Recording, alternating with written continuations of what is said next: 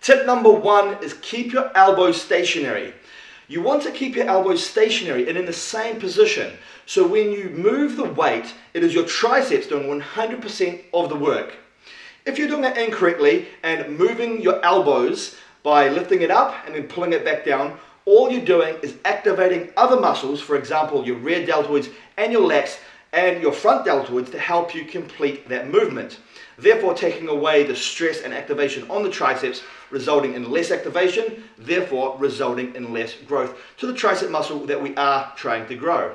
Tip number 2, guys, and that is focus on partial reps. Now the reason I say focus on partial reps is because when you use a full range of motion, for example doing a tricep dip and you push all the way up and you lock out, all you're doing is taking the stress and tension off the tricep muscle. We want to keep the stress and tension on the muscle, so the great way to do this is to use partial reps and keep that blood flow, keep that blood pumping into the muscle the whole entire time. Tip number 3, guys, and that is focus on working the tricep long head. So the tricep is made up of 3 main muscle heads. However, the tricep long head is where most of the mass of the tricep comes from.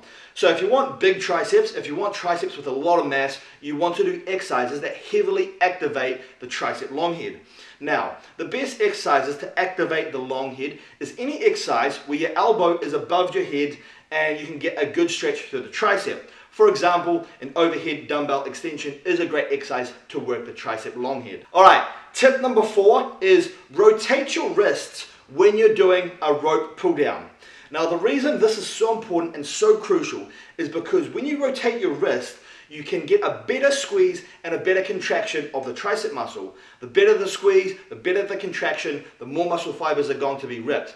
Now the more muscle fibers you ripped mean you're going to have a better chance for growing those tricep muscles, providing that your diet is on point and you're consuming enough protein to meet your needs. And there you go, guys, that was my 4 fixes on what you can do to build massive triceps.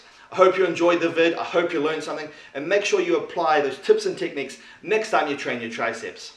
And don't forget, if you need help building muscle or losing body fat, I'd love to help you out. Just click the link in the description box down below for more information.